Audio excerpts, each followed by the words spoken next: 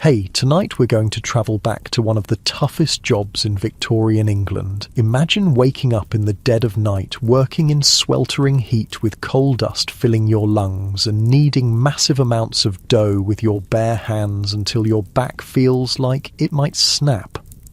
This is the story of Thomas Barrow, a baker in the industrial heart of 1870s Birmingham during a time when baking was literally a deadly profession.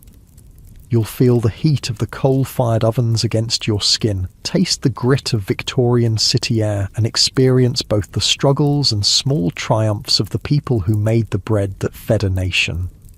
Hey, if you're enjoying these stories, I'd really appreciate a like or subscribe. I'm curious where you're listening from, so drop a comment with your location and what time it is there. Now, find a cozy spot, take a slow, deep breath, and let your body sink into comfort as we journey back in time together. Congratulations, you've just woken up in Birmingham, England in 1872. The clock on the wall reads 10:30 in the evening, but for you, the day is just beginning. Your name is Thomas Barrow and you're a journeyman baker, one of the 14,000 men who work through the night to feed Victorian Britain's growing cities. Your eyes open to darkness. The small room you rent is cold. The fire went out hours ago, and you can feel the chill seeping through the thin blanket draped over your body. Your back aches from yesterday's shift, and your fingers are cracked and dry from handling flour all night. Outside, rain patters against the window, and somewhere in the distance, you hear the whistle of a late-night train. Good news. You have steady work at Middleton's bakery. Bad news. You're heading into another 18-hour shift in conditions that would be illegal in your world. As you swing your legs over the edge of your narrow bed, your feet touch the cold wooden floor. A single candle illuminates your sparse belongings, a change of clothes, a worn Bible, and a small photograph of the countryside where you grew up, before the factories came, before the smoke, before Britain transformed into the world's first urban economy. You dress quickly in the dim light, pulling on a rough cotton shirt and trousers that still smell faintly of yesterday's coal dust and sweat. There's no time for breakfast. Your stomach growls, but you've grown used to the hunger. Besides, there will be scraps at the bakery, the broken edges of loaves, maybe even a piece of fancy bread if you're lucky.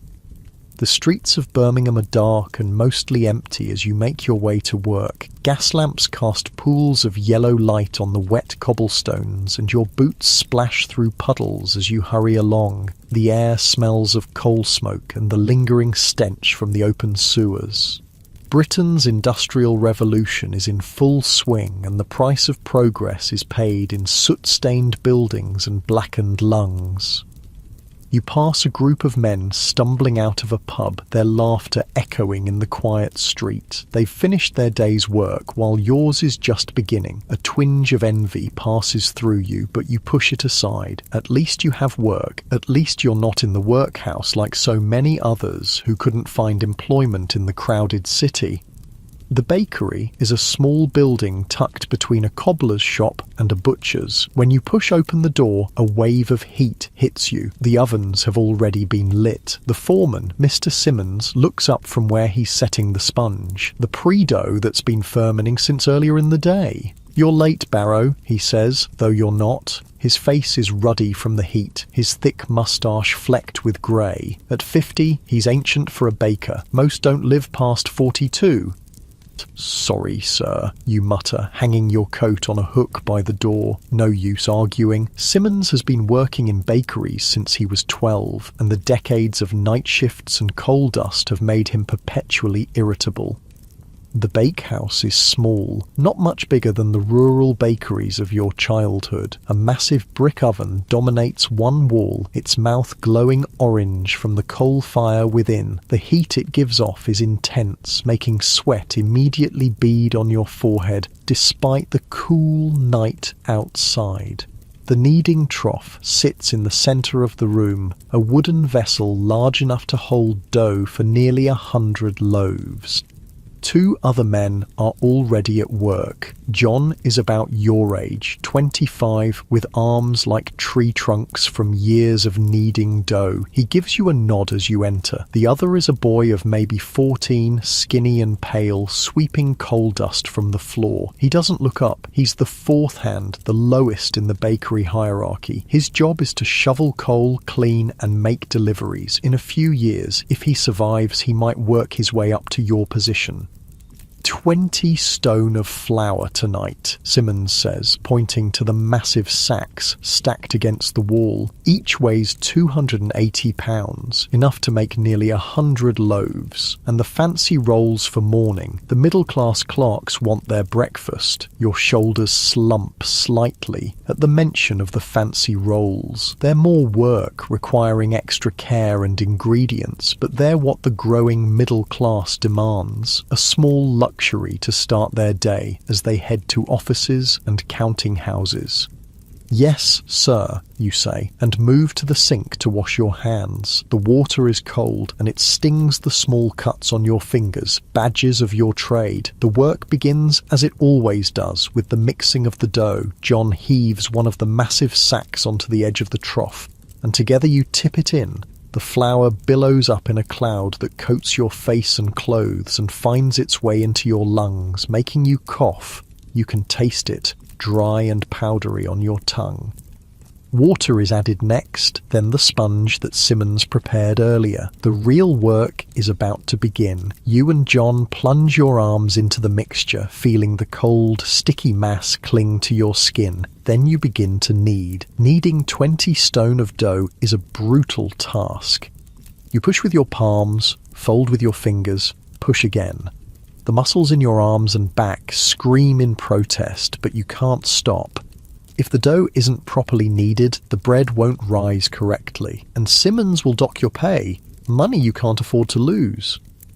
Sweat pours down your face and back, soaking your shirt. The air in the bakehouse is thick with flour dust and coal smoke, making each breath a struggle. Your lungs burn and you cough, bringing up phlegm-tinged grey with coal dust. This is why bakers die young. This is why, of 111 bakers examined in one study, 108 were found to be suffering from lung disease.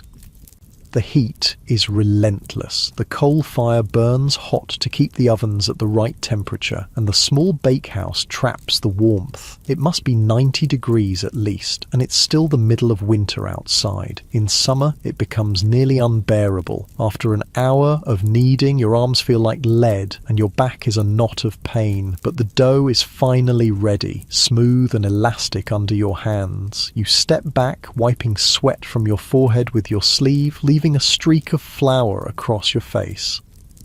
"Rest now," Simmons says. "Dough needs to prove."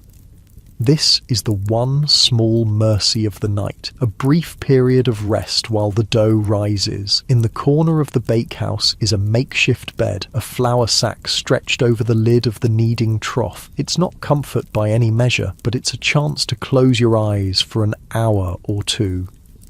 You collapse onto this rough bed, too exhausted to care about the hard surface or the heat or the flour dust that fills your nostrils. John takes his place on the floor nearby, using his folded jacket as a pillow. The boy continues sweeping, occasionally adding coal to the fire to maintain the temperature. Sleep comes quickly, but is no less shallow. The bakehouse never truly quiets. There's the crackle of the fire, the occasional instruction from Simmons, the sound of the boy's broom against the stone floor. But your body, desperate for rest, takes what it can get. You dream of green fields and clean air, of the small village where you were born, before your father lost his farm and moved the family to Birmingham in search of work, before he died in a factory accident, leaving you to support your mother and younger sisters.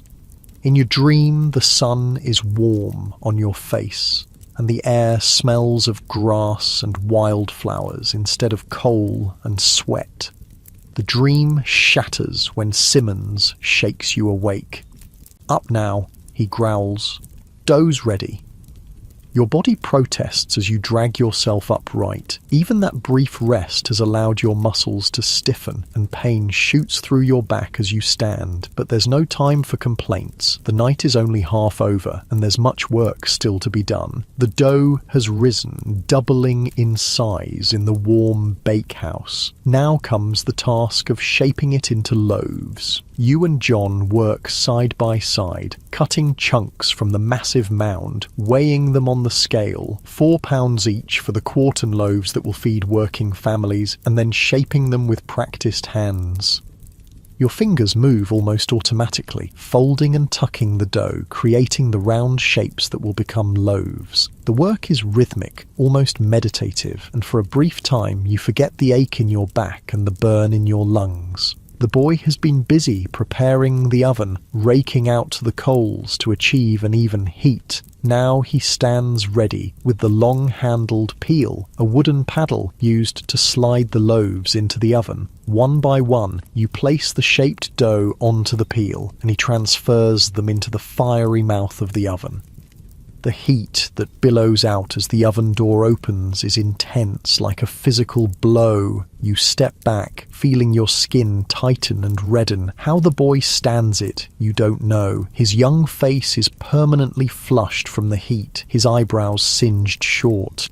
With the first batch of loaves in the oven, there's no rest. The fancy rolls need to be prepared. Smaller, richer dough with milk and eggs added. These are for the middle-class customers, the clerks and shopkeepers who can afford a little luxury with their morning tea. The rolls require more delicate handling, more precise shaping, and you find yourself taking extra care despite your fatigue. Pride in your work is one of the few things that can't be taken from you. The night progresses in a rhythm of kneading, shaping, baking, and brief moments of rest that are never quite enough. The clock on the wall moves painfully slowly. Outside, the sky remains dark, though you know dawn must be approaching. The first batch of loaves comes out of the oven, their crusts golden brown, the smell of fresh bread momentarily overpowering the less pleasant odours of the bakehouse. The boy stacks them on cooling racks, and you feel a small surge of satisfaction at the sight of them. Perfect, even loaves that will feed dozens of families. But there's no time to admire your work. The fancy rolls go in next, and then another batch of loaves. The work is endless, a Sisyphean task that must be completed night after night. At around 5 in the morning, when your arms are trembling with exhaustion and your eyes burn from lack of sleep, the door to the bakehouse opens, letting in a blast of cold air that feels heavenly against your overheated skin. It's Mrs. Middleton, the owner's wife, come to check on the night's production. She's a thin woman with sharp eyes that miss nothing. She walks through the bakehouse, inspecting the loaves, running a critical finger along surfaces to check for cleanliness, despite the impossibility of keeping anything truly clean in the flour-dusted, coal-smoke-filled space.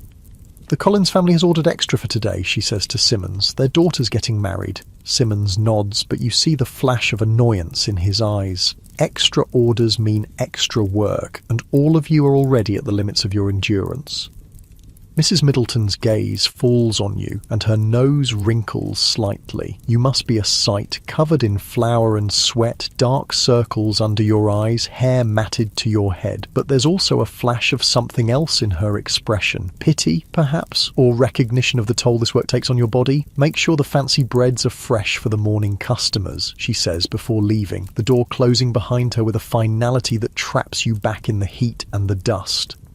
By 6 in the morning, the baking is mostly done. Racks of bread fill the bakehouse, cooling in preparation for the day's sales. But your work isn't finished. The bread needs to be delivered to customers who expect fresh loaves with their breakfast. You and the boy load a hand cart with the still warm bread. The fancy rolls go on top, carefully arranged so they won't be crushed. Then you push the cart out into the streets of Birmingham, which are now coming alive with the early morning activities of a city at the heart of industrial Britain.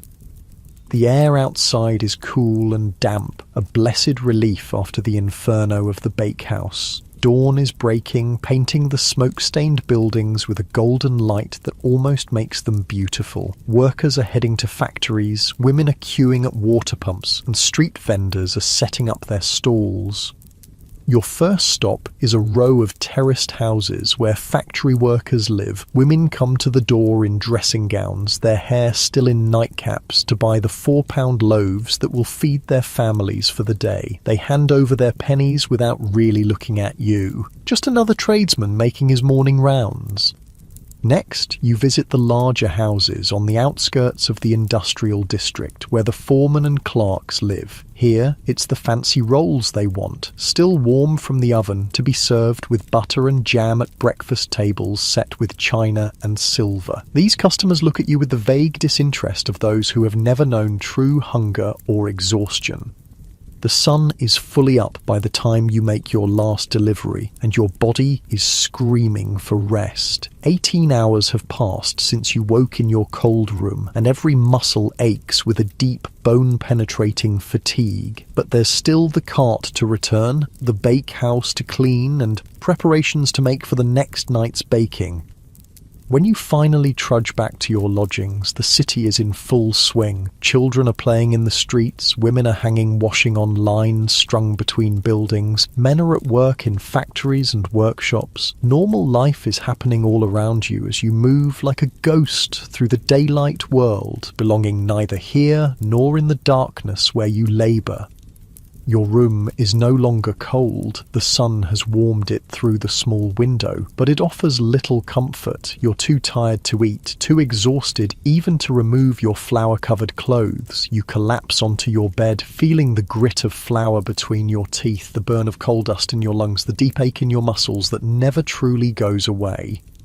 As sleep begins to claim you, you wonder, as you often do, how long you can continue this life. Most bakers don't see their 50th birthday. Many don't reach 40. The constant night work, the coal dust, the back-breaking labour, it all takes its toll. You've seen men cough blood onto the dough, seen them collapse from heat exhaustion, seen their skin erupt in painful rashes from the constant contact with flour and heat.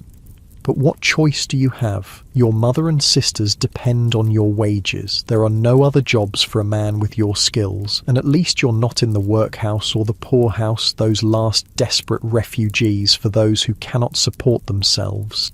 As consciousness fades, one final thought drifts through your mind. Tomorrow night, you'll do it all again, and the night after that. And the night after that, until your body gives out or some new invention makes your labour obsolete. This is the life of a Victorian baker, brutal, relentless and necessary, because no matter how industrial Britain becomes, people still need their daily bread.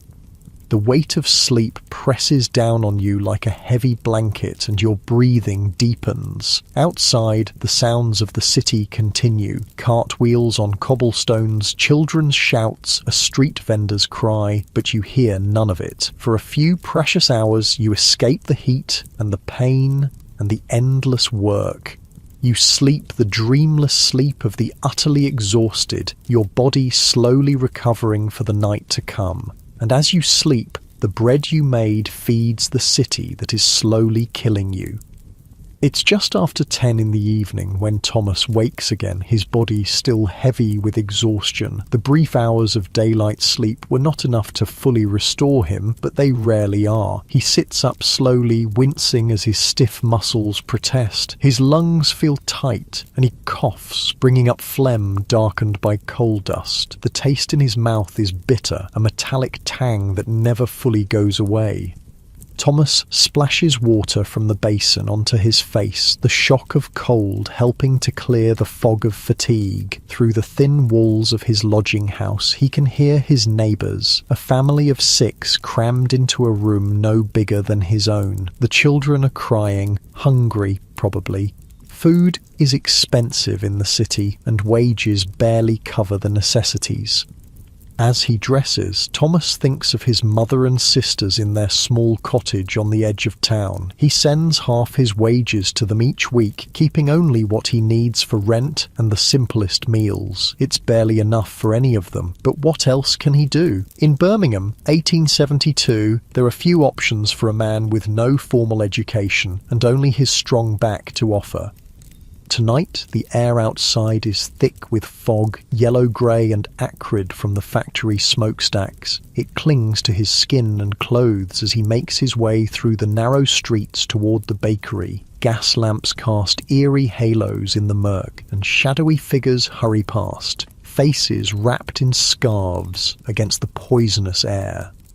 When Thomas arrives at Middleton's bakery, something feels different. Mr. Simmons is already there, as usual, but so is Mr. Middleton himself, a rare sight during the night shift. The bakery owner is a portly man with mutton chop whiskers and the ruddy complexion of someone who enjoys his ale. He's deep in conversation with Simmons, but both men fall silent when Thomas enters.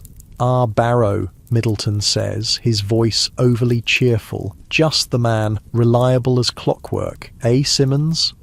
Simmons grunts in what might be agreement. The boy, Jimmy, is already there, sweeping the floor with mechanical movements, his thin shoulders hunched as if expecting a blow. John hasn't arrived yet. "Sir," Thomas says, nodding respectfully as he hangs up his coat. Something about Middleton's presence makes him uneasy. The bakery owner rarely shows interest in the night operations unless there's a problem or a change coming. "Difficult times, Barrow," Middleton says, watching as Thomas rolls up his sleeves. "Very difficult times indeed. Flour prices up again, coal not much better, and customers, well, they want their bread cheap, don't they? Won't pay a penny more, no matter what my costs are." Thomas says nothing. What could he say? He's heard this complaint from every employer he's ever had. Costs rise, but wages never do.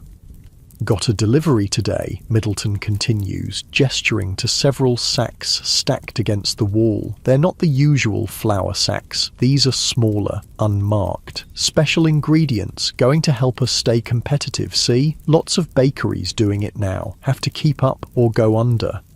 The uneasiness in Thomas's stomach intensifies. He's heard rumours of what some bakeries add to their dough to cut costs. Chalk for whiteness, alum to make the bread seem larger with less flour, even ground bones. He's always taken pride in the fact that Middleton's bread was pure, just flour, water, and yeast. It was one of the reasons he'd stayed, despite the brutal conditions. "What sort of ingredients, sir?" he asks, though he suspects he already knows the answer. Middleton's eyes slide away from his. "Just some improvers. Make the bread whiter. Customers like that white bread, don't they? Think it's posh." He forces a laugh. "Nothing to worry about. All the big London bakeries use it. Been doing it for years." The door opens, letting in a swirl of fog and John's bulky frame. He nods to the room in general, then stops short when he sees Middleton. "Evening, sir," he says, surprise evident in his voice. "Just leaving, Walker," Middleton says. "Was explaining to Barrow here about our new process." He claps his hands together once, a forced gesture of finality. "Right then, I'll leave you to it. Need 50 extra loaves tonight. Big order from the factory canteen." After Middleton leaves, a heavy silence falls over the bakehouse. Thomas meets John's questioning gaze, then looks pointedly at the unmarked sacks. John's expression darkens as understanding dawns. "Chalk?" he asks quietly. "And alum, I'd wager," Simmons says, his voice neutral. "It's not the first time, and it won't be the last. Better than losing your job when the bakery closes because it can't compete." Thomas feels a surge of anger. "It's not right," he says. "People trust us. They're feeding this bread to their children." Simmons gives him a hard look. "It's this or nothing, Barrow. You've got family depending on you, haven't you? We all have. Times are hard." And they are hard, Thomas knows. The bakery business operates on razor-thin margins. For every successful operation like the aerated bread company with its modern methods, dozens of small bakeries like Middleton's struggle to stay afloat. Competition is fierce, with hundreds of bakeries in Birmingham alone. It won't harm anyone, Simmons continues more gently now. Just bulks out the dough a bit, makes it look nicer. But Thomas has heard different stories. Alum interferes with digestion, preventing the body from absorbing nutrients from food. For the poor, whose diet consists mainly of bread, this could mean the difference between adequate nutrition and slow starvation. And children are especially vulnerable, their growing bodies more severely affected by the lack of proper nourishment. We've got work to do, Simmons says, ending the discussion. 20 stone tonight, plus those extra 50 loaves. Better get started. The usual routine begins. John heaves a sack of flour onto the edge of the trough, but before they tip it in, Simmons brings over one of the unmarked sacks. 10%, he says. That's what Middleton wants. 10% chalk to start. The chalk is a fine white powder, almost indistinguishable from flour except for a faint grittiness when Thomas rubs it between his fingers. When mixed with the flour, it's impossible to tell it's there at all. But Thomas knows, and the knowledge sits heavy in his stomach as they begin the familiar process of mixing and kneading.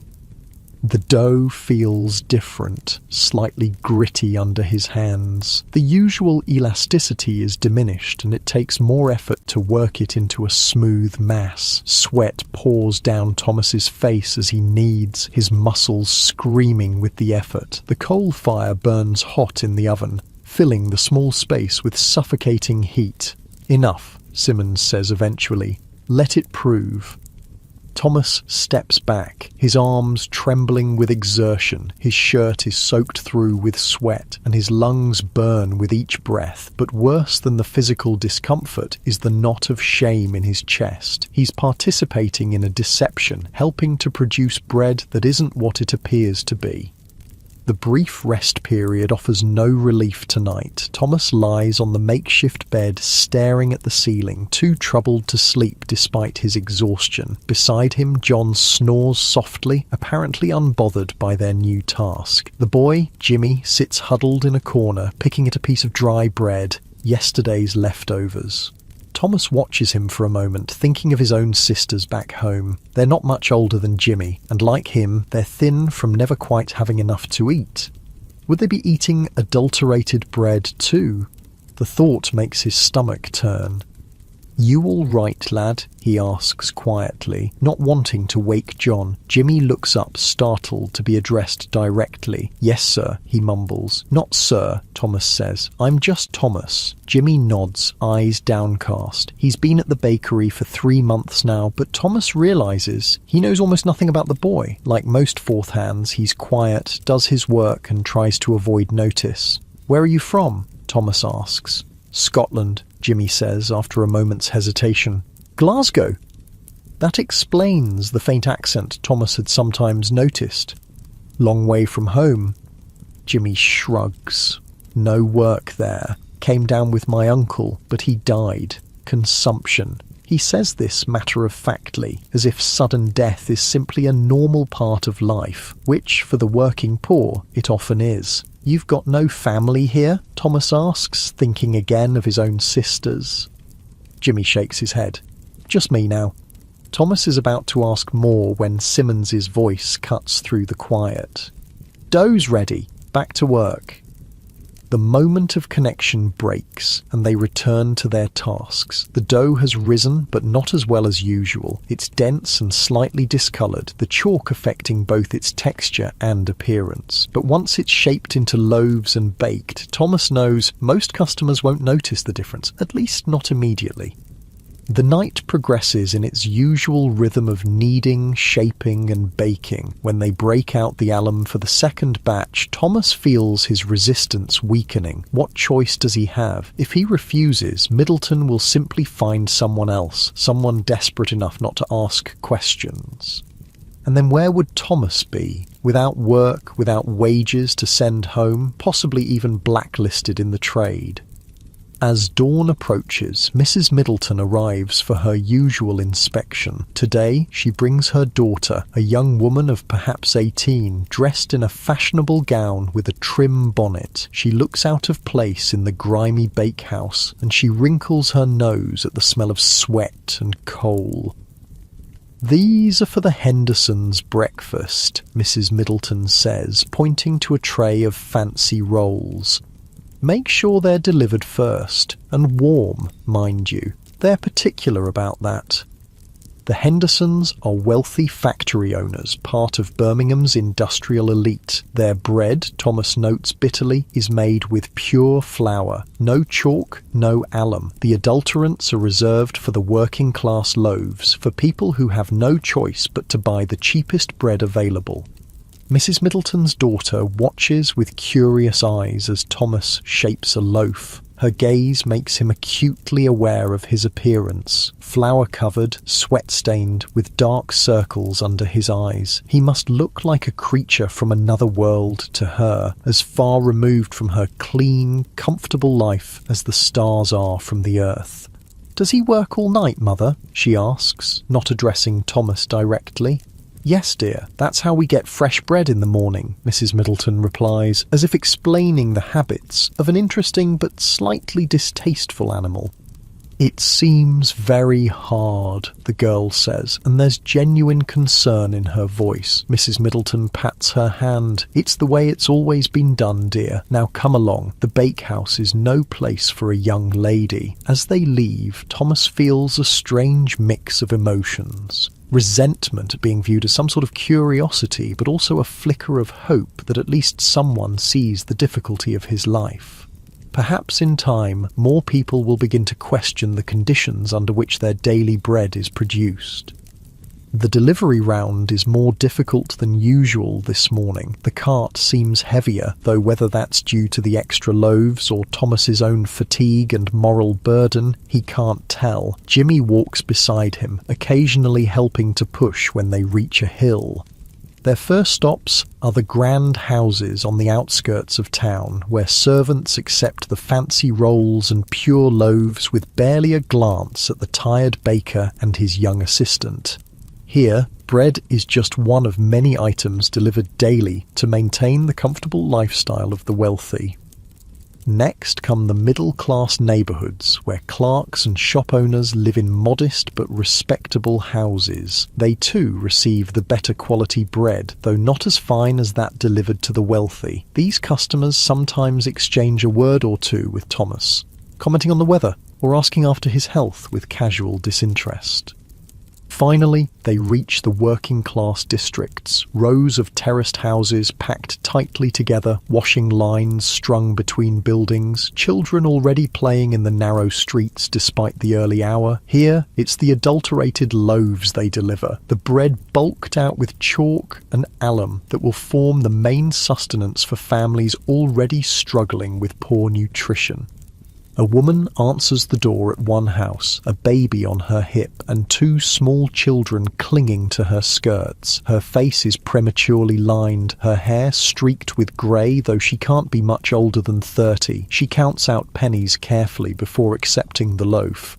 And Thomas sees how thin her fingers are, how the bones stand out at her wrists. "Looks nice and white today," she says, examining the loaf with approval. "The children like it better when it's white." Thomas feels a stab of guilt. The whiteness she admires comes from the chalk, not from any superior quality of flour. But what can he say? That the bread she's feeding her children is adulterated? That it might contribute to the malnutrition already evident in their thin faces and dull eyes? "Yes, ma'am," he says instead, accepting her hard-earned pennies. As they move on, Jimmy speaks unexpectedly. "It's not right, is it?" he says quietly. "Different bread for different people." Thomas is surprised by the boy's perception. "No," he agrees, "it's not right." But what can we do? Jimmy asks, and it's a genuine question, not rhetorical. Thomas has no answer. What indeed can two powerless workers do against a system designed to maximize profit at the expense of the poor? In this industrial age, human health and dignity are secondary considerations at best.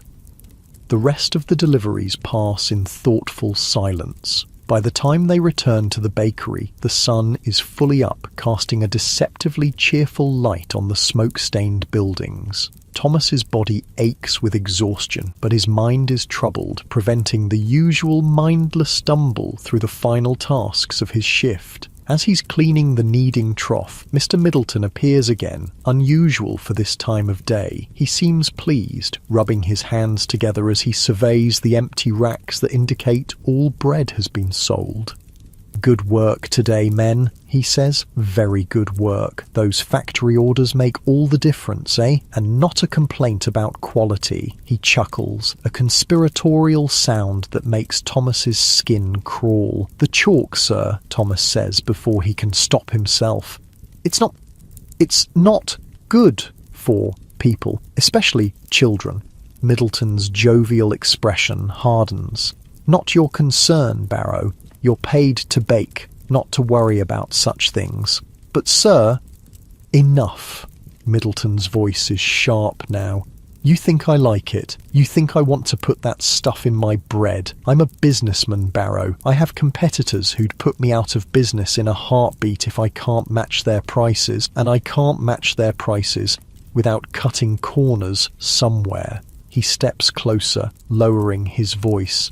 "You've got family depending on you. I know that. So do I. So does every man here. Would you rather I close the bakery, put you all out of work? Is that better for the children you're so concerned about?" Thomas looks down, unable to meet his employer's gaze. The cruel logic of industrial capitalism has him trapped. Middleton is right. If he refuses to adulterate his bread, his competitors will simply continue the practice, and Middleton's bakery will fail. The only real solution would be regulation that applies to all bakeries equally, preventing any from gaining an advantage through adulteration. But such regulations seem a distant dream in a society that prioritizes profit above all else. "No, sir," Thomas says finally. "I understand." Middleton's expression softens slightly.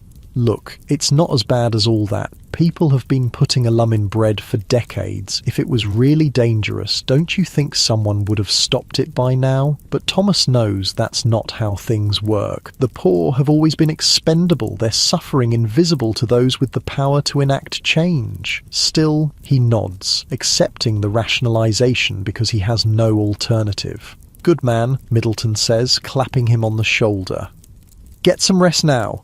Big order again tomorrow night." The walk back to his lodgings feels longer than usual, each step an effort as fatigue and moral uncertainty weigh Thomas down. The streets are busy now, filled with people going about their daily business, factory workers heading for their shifts, women shopping at market stalls, children running errands or playing in the gutters. Thomas passes a group of ragged children sharing a loaf of bread, probably from Middleton's or another bakery just like it. They tear off pieces with dirty fingers, chewing eagerly. For them, even adulterated bread is better than no bread at all. Thomas wonders if that justifies what he's doing, then decides it doesn't. There should be better options than choosing between starvation and slow poisoning. His room offers little comfort when he finally reaches it. It's stifling now, the summer sun heating the small space to an uncomfortable degree. Thomas opens the window, but the air outside is thick with smoke and dust, offering no relief. He sits on the edge of his bed, too tired to even remove his flour-covered clothes, but too troubled to lie down. In his hand, he holds the coins that represent today's wages. Payment for his labour, yes, but also for his complicity in a system that values profit over human well-being. Half of these coins will go to his mother and sisters. Will they use them to buy bread from a bakery that adulterates its products, just as he now does? The thought makes him feel ill. A knock at his door interrupts his brooding. It's his landlady, Mrs. Peabody, a widow who rents out rooms to make ends meet. "Letter for you, Mr. Barrow," she says, handing him an envelope. "From your mother, I think." Thomas thanks her, waiting until she's gone before opening the letter. His mother's handwriting is careful but unpracticed, the letters formed with obvious effort.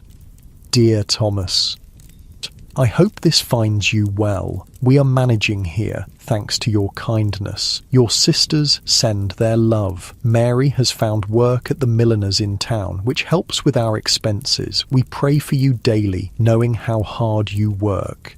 There is talk here of a new bakery opening, using machines to make bread without yeast. They say it's cleaner and healthier. Perhaps there might be work for you there, closer to home. I know you don't complain, but I worry about you in that big city, working those long hours. Please write when you can. We miss you terribly. Your loving mother." Thomas reads the letter twice, his mind catching on the mention of the new bakery. He's heard rumours of such places, bakeries using a new method developed by a Dr. Dorglish, where bread is made to rise using carbonated water instead of yeast. The Aerated Bread Company in London is the most famous example, but the idea is spreading. The appeal is obvious. The bread is produced without the baker's sweat dripping into it, without the need for night work, without the exhausting physical labour of kneading enormous batches by hand. It's marketed as pure and hygienic, a modern alternative to traditional methods. But such bakeries would need fewer workers, and those workers would need different skills. What place would there be for someone like Thomas, whose only training is in the old methods? And would these new bakeries really be better, or would they simply find new ways to exploit their workers while presenting a clean facade to the public? Thomas has no answers to these questions. He folds his mother's letter carefully and places it in the small box where he keeps his few treasured possessions. Then, finally, he gives in to his exhaustion, stretching out on the narrow bed without bothering to undress. As sleep begins to claim him, his thoughts drift to the children he saw sharing bread in the street. In his half-dreaming state, their faces morph into those of his sisters, and then into Jimmy's thin, solemn face, all of them depending on adults to make decisions that will affect their health and future, all of them vulnerable in a society that sees them as little more than future workers to be maintained at minimum cost. The guilt and worry follow Thomas into his dreams, where he kneads endless mounds of dough that never come clean, no matter how hard he works. Chalk dust fills the air, choking him, covering everything in a fine white powder that looks like snow but tastes of deception and compromise.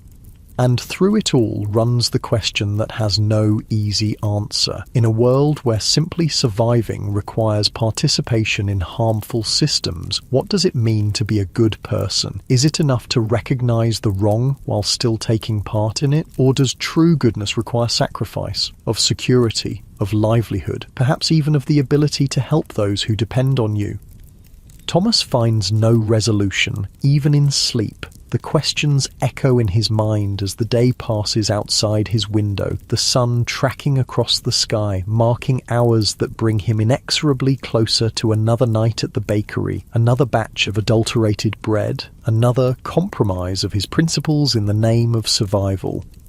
And as evening approaches, he will rise again, wash his face, put on his flour-dusted clothes and walk back to Middleton's bakery, because what other choice does he have? In Victorian Birmingham, in the heart of industrial Britain, a man like Thomas Barrow has few options and many responsibilities. The system is larger than any individual, and survival often means finding a way to live with choices that are never truly free. Thomas wakes to the sound of children playing in the street below his window. For a moment, he's disoriented. It's still daylight, and his body, conditioned to sleep through the day and work at night, resists consciousness. Then he remembers. It's Sunday, his one day off. The bakery remains closed, giving its workers a brief respite from their grueling schedule. He sits up slowly, his muscles stiff and sore despite the extra hours of sleep. His chest feels tight, and he coughs, bringing up the familiar dark phlegm. 3 years of working in coal-heated bakeries has left its mark on his lungs. Sometimes he wonders how many more years they'll hold out. The room is stifling in the summer heat. Thomas rises and goes to the small basin in the corner, splashing water on his face and neck. The cool relief is momentary but welcome. He dresses in his cleanest shirt, still patched and worn but free of flour dust at least, and decides to venture out. 1 day a week he allows himself to feel like part of the daylight world, to walk among people who sleep at night and work when the sun is up. Outside, Birmingham pulses with life, even on a Sunday. The streets near the factories are quieter than usual, but the markets and churches are busy. Thomas walks without any particular destination, simply enjoying the feeling of movement without exhaustion, of being outdoors, without hauling a heavy cart of bread.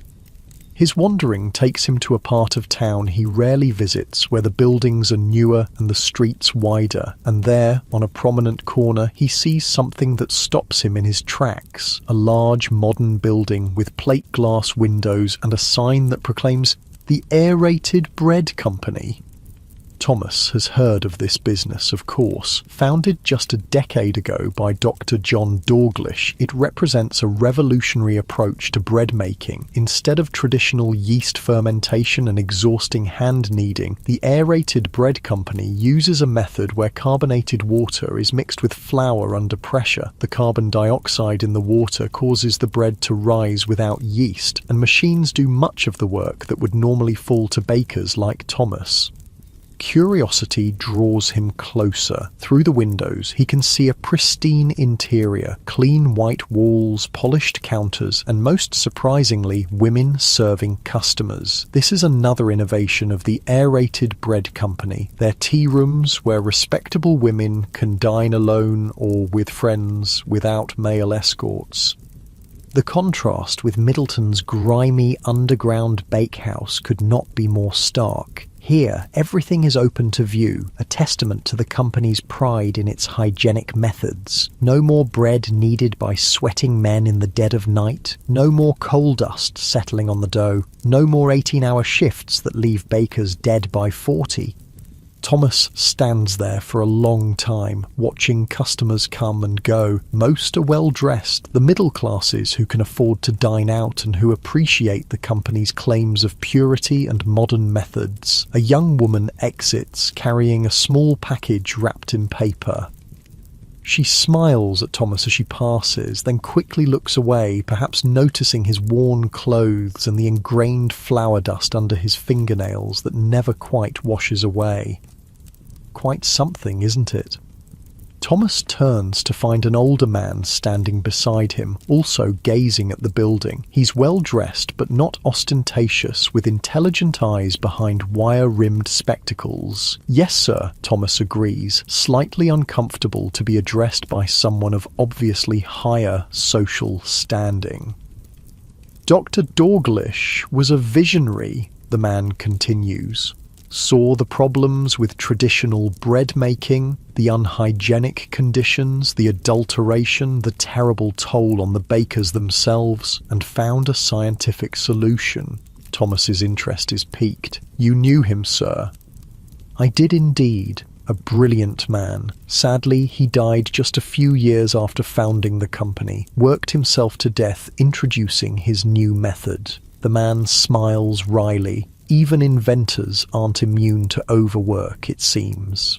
I'm a baker myself, Thomas finds himself saying. At Middleton's over on Camden Street. The man's eyebrows rise slightly. Traditional methods, I take it. Thomas nods. Very traditional. 20 stone of dough kneaded by hand. Coal-fired ovens. Hard work, the man comments, studying Thomas more closely now.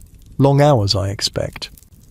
18 hours is common. Start at 11 at night, finish around 5 in the afternoon with deliveries. The man shakes his head. Barbaric, if you don't mind my saying so. That's exactly what Dalglish wanted to change. No man should have to work like that.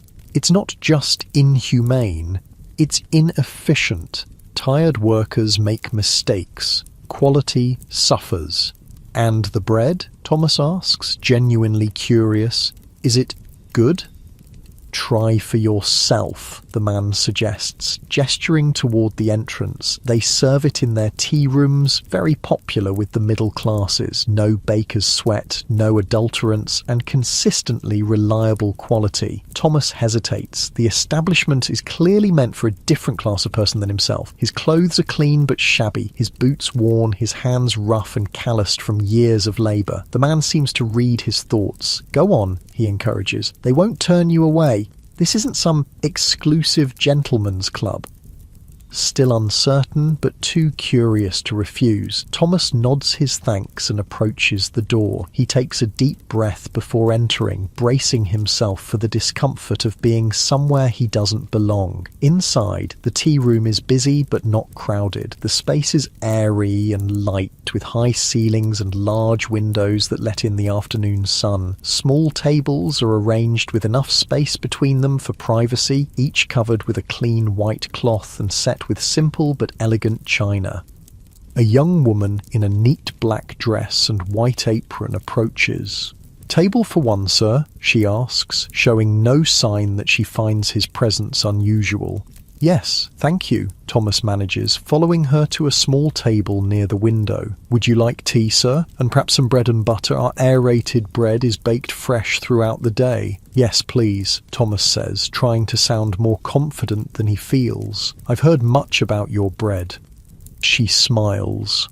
"First visit to ABC, then? You'll find our bread quite different from the ordinary sort, much lighter and, of course, absolutely pure. No additives whatsoever." When she leaves, Thomas looks around, taking in his surroundings more carefully. The customers are indeed mostly middle class. Clerks, shopkeepers, a few professional men with their wives or daughters. But there are also working men like himself, though better dressed, perhaps enjoying a rare treat on their day off.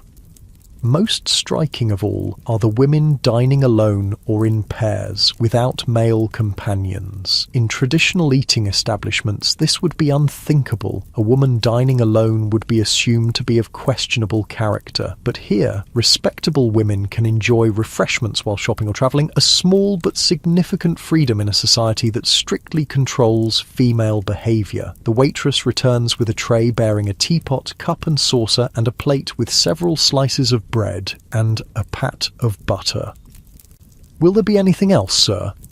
"Oh, no, thank you," Thomas says, reaching for his coin purse and wondering if he has enough for this unexpected expense. "You can pay at the counter when you leave," she explains with a kind smile, perhaps sensing his uncertainty. Left alone with his simple meal, Thomas turns his attention to the bread. It looks different from what he's used to, paler, with a more even texture. He spreads a little butter on a slice and takes a bite. The flavour is mild but pleasant, the texture indeed lighter than traditional bread. It lacks the depth of flavour that comes from yeast fermentation, but it's perfectly acceptable, and knowing that it contains no chalk, no alum, no adulterants of any kind makes it taste all the better. As he eats, Thomas considers what this new method might mean for bakers like himself. If machines can do the work of kneading, if bread can rise without yeast and the long hours of proving, if the whole process can be completed in daylight rather than requiring night work, what place is there for traditional journeyman bakers? The thought is troubling. Thomas has no other skills, no other trade to fall back on if baking changes beyond recognition. Yet he cannot deny the appeal of a method that spares bakers the back-breaking labour and deadly conditions he endures nightly. He's so lost in thought that he doesn't immediately notice when someone sits down at his table. Looking up with surprise, he finds the man from outside, now removing his hat and placing it on the empty chair beside him. "Hope you don't mind the intrusion," the man says. "Thought you might like to hear more about the aerated process since you're in the trade." "Not at all, sir," Thomas says, still somewhat uncomfortable, but also intrigued. "The bread is different. Good, but different." "It is indeed." "Ah, forgive my manners. I'm Dr. Benjamin Richardson." He extends his hand. Thomas shakes it, noting the soft palm and well-kept nails that have never known manual labour. "Thomas Barrow, sir. I'm on the board of directors for the company now," Richardson explains. "Took an interest after poor Dorglish passed away. Believed in his vision, you see. Still do." "It's certainly cleaner," Thomas acknowledges. "And easier on the bakers, I'd imagine." "Precisely." Richardson's eyes light up with enthusiasm. "The conditions in traditional bakeries are simply unconscionable. Underground rooms, no ventilation, coal dust everywhere, men working through the night when the body craves sleep. It's a recipe for disease and early death." Thomas can't argue with that assessment. He's seen older bakers coughing blood, their lungs ruined by years of inhaling flour dust and coal smoke. He's felt the constant exhaustion that comes from working against the body's natural rhythms. He's experienced the skin conditions that develop from constant contact with flour and heat. "But what happens to the journeyman?" Thomas asks, voicing his main concern. "If machines do the kneading, if the whole process is different, what becomes of men like me?" Richardson's expression turns thoughtful. "A fair question. The truth is, change is inevitable. The Industrial Revolution has transformed industry after industry, and baking can't remain stuck in medieval methods forever. So we're just obsolete." The word tastes bitter in Thomas's mouth. "Not obsolete," Richardson corrects gently, "but in need of adaptation. The aerated bread company still employs bakers, but they're trained in the new methods. They work reasonable hours in clean conditions. They operate machinery rather than breaking their bodies with manual labour. Most importantly, they live longer, healthier lives. And what of those who can't adapt, who are too old to learn new methods, or who can't find employment in these modern bakeries because they need fewer workers?" Richardson sighs. "That's the difficulty with progress, isn't it? It's never painless. But I ask you this, would it be better to preserve a system that kills its workers young simply to maintain employment? Is that truly the more humane option?" Thomas has no ready answer. He thinks of his aching back, his coal-damaged lungs, the knowledge that few bakers see their 50th birthday. Can he really argue for preserving conditions that are slowly killing him and thousands like him? "There's something else to consider," Richardson continues after a moment. "The adulteration problem. You're familiar with it, I presume." Thomas looks down at his half-eaten bread. "Yes, sir, very familiar. It's rampant in the industry. Alum, chalk, ground bones, even worse substances, all added to bread to increase profits at the expense of public health. The aerated bread company was founded on principles of purity, no adulterants, ever." "That's admirable," Thomas admits. "It's not just admirable, it's necessary. Do you know how many children suffer from malnutrition because their primary food source, bread, has been stripped of nutritional value by unscrupulous practices? How many working men and women can't maintain their health because what they believe to be wholesome bread is actually harmful?" The image of the thin woman and her children from his delivery route flashes in Thomas's mind. How many times had she commented on the pleasing whiteness of the bread, not knowing it came from chalk rather than quality? "I know," Thomas says quietly. "I see it every day." Richardson studies him for a moment. "You strike me as a man of conscience, Mr. Barrow, and intelligence too. Have you considered seeking employment with a more progressive establishment? The aerated bread company is expanding rapidly. We need experienced bakers who can adapt to our methods. The suggestion catches Thomas off guard. Leave Middleton's? The thought has crossed his mind, especially since they began adulterating the bread, but the idea of working for a modern company like ABC seems far-fetched. Would they really hire someone like him, uneducated with experience only in traditional methods? I haven't considered it, he admits. Oh, well, perhaps you should. Richardson reaches into his pocket and produces a small card, which he slides across the table. We're opening a new location in Birmingham next month. If you're interested, come by. Mention my name to the manager. Thomas takes the card, reading the elegant print. Dr. Benjamin Ward Richardson, Director, the Aerated Bread Company, Lustede. Thank you, sir, he says, tucking the card carefully into his pocket. Richardson checks his pocket watch. I must be going. Train to catch. But it was a pleasure meeting you, Mr. Barrow. I hope our paths cross again. After Richardson leaves, Thomas remains at the table, finishing his tea and contemplating this unexpected turn of events. The possibility of a different life, one without night work, without coal dust, without adulterating bread, seems suddenly tantalizingly real.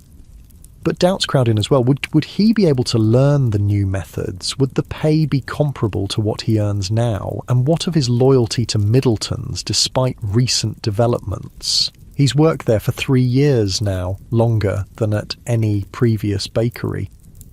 Eventually, he pays his bill and steps back out into the late afternoon sunshine. The streets are quieter now as Sunday draws to a close, families returning home for the evening meal, shops closing their doors. Tomorrow, the city will roar back to life with the clamour of industry, and Thomas will return to his nocturnal existence, mixing chalk into dough and breathing coal dust until dawn. The contrast between that life and the clean, well-lit interior of the aerated bread company couldn't be more stark. As Thomas walks slowly back toward his lodgings, Richardson's card seems to burn in his pocket, a ticket to a possible future he hadn't imagined for himself. His route takes him past Middleton's bakery, silent and dark on this day of rest. He pauses, looking at the familiar building with new eyes. The small, grimy windows, the worn bricks, the narrow door that leads down to the underground bakehouse, all of it suddenly seems antiquated, a relic of a passing era. Is this really where he belongs? Is this where he wants to spend his remaining years, however many his lungs will permit? As Thomas continues homeward, his mind is occupied with visions of 2 possible futures, one in the sooty darkness of Middleton's, kneading adulterated dough by night, the other in the clean modernity of the aerated bread company, learning new skills and producing pure bread by day. The choice seems obvious when framed that way, yet change is never simple, especially for a man of Thomas's background and circumstances. The familiar, however flawed, exerts its own powerful gravity. Back in his lodgings, Thomas carefully places Richardson's card on his small table, propping it against the water jug where he'll see it in the morning. Then he prepares for bed, knowing he needs to return to his night schedule for the week ahead. As he lies in the growing darkness, listening to the last sounds of Sunday evening fade outside his window, Thomas allows himself to imagine a different life, one where he doesn't cough blood by 30, one where he can visit his mother and sisters without looking like a ghost, hollow-eyed and flower-pale, one where he contributes to the health of his customers rather than slowly poisoning them with adulterants. Sleep claims him eventually, and his dreams are filled with strange, bright spaces where bread rises without yeast and machines do the work that breaks men's bodies. The next evening, Thomas rises as usual and makes his way to Middleton's through streets transitioning from day to night. Workers returning home pass him as he heads toward his labour, the opposite rhythm of his life marking him as separate, other. When he arrives at the bakery, he finds an unusual scene. John and Jimmy are already there, but so is Mr. Middleton, engaged in animated conversation with a well-dressed stranger. They fall silent as Thomas enters, all eyes turning to him. "Ah, Barrow," Middleton says, his tone unnaturally hearty. "Just the man. Come meet Mr. Harrison. He's from the Aerated Bread Company." Thomas freezes halfway through removing his coat, certain for a wild moment that his thoughts of yesterday have somehow manifested this visitor. But that's nonsense. Of course, just a coincidence. "Good evening," he manages, extending his hand to the stranger. Harrison shakes it firmly. "Mr. Barrow, I understand you're the senior journeyman here?" Thomas glances at John, who shrugs slightly. "I suppose I am, yes."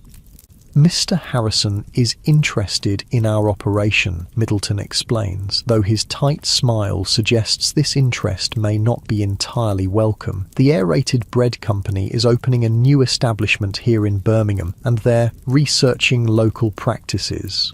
The slight hesitation tells Thomas all he needs to know. ABC isn't researching. They're scouting the competition, perhaps even looking to poach experienced bakers.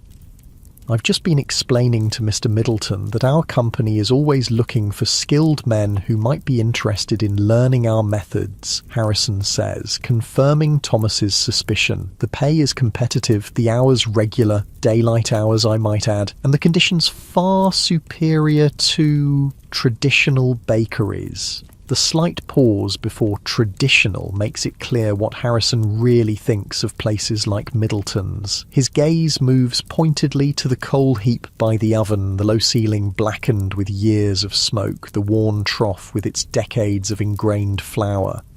"We're quite content with our methods here," Middleton says stiffly. "Been baking bread this way for 30 years, and my father before me." Of course," Harrison soothes. "And very fine bread it is, I'm sure. But progress is inevitable, Mr. Middleton. The public is becoming more conscious of hygiene, of purity in their food. They want bread made in clean conditions, without additives." The pointed reference to adulteration makes Middleton's face flush. "I don't know what you're implying, sir, but our bread is perfectly wholesome." Harrison merely smiles. "I'm not implying anything, simply stating that the Aerated Bread Company guarantees absolutely pure bread, made without any adulterants whatsoever. It's one of our primary selling points." The tension in the room is palpable. Jimmy fidgets nervously near the coal heap, while John methodically prepares the trough, pretending not to listen, though Thomas knows he is absorbing every word. "Well, I won't keep you from your work," Harrison says after a moment. He reaches into his pocket and produces several cards, identical, Thomas notes with a jolt, to the one Richardson gave him yesterday. "If any of you gentlemen are interested in learning more about opportunities with the Aerated Bread Company, please don't hesitate to call on me." He places the cards on a small shelf near the door, nods politely to the room at large, and takes his leave. Middleton stares after him, his expression a mixture of anger and worry. "Or vultures," he mutters once Harrison is gone, "circling before the body's even cold." "Sir?" Thomas questions. Middleton sighs heavily, suddenly looking older than his 50 years. "They're opening just 2 streets over. Modern equipment, all the latest methods. How am I supposed to compete with that? They'll undercut my prices while boasting about their purity." He spits the last word as if it tastes foul. "Perhaps we could stop using the—" Thomas hesitates, not wanting to say adulterants outright. "The additives. Return to pure bread." Middleton gives a bitter laugh. "And charge what for it? More than the factory workers and labourers who buy from us can afford to pay? Or should I simply make less profit when I'm already barely keeping this place open?" He shakes his head. "No, Barrow. We either adapt or we die. That's the way of things now."